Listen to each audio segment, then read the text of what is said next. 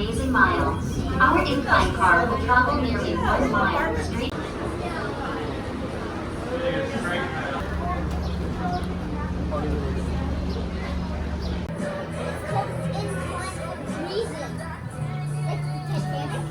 America's most amazing mile. Our incline car will travel nearly 1 mile straight up the face of Lookout Mountain at a speed of 600 feet per minute, reaching knocks the cars down if they go above a speed of 10 miles per hour.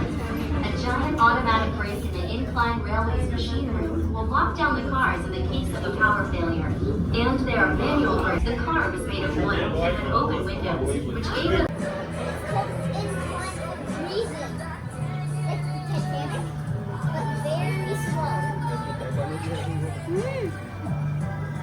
I'm just scared of this part right here. That's the part I'm scared of. The way down, I'm not scared. But this part right here, it feels like you're gonna go fast. See what? It feels like that. But you're going like. Yeah. But it's so like down.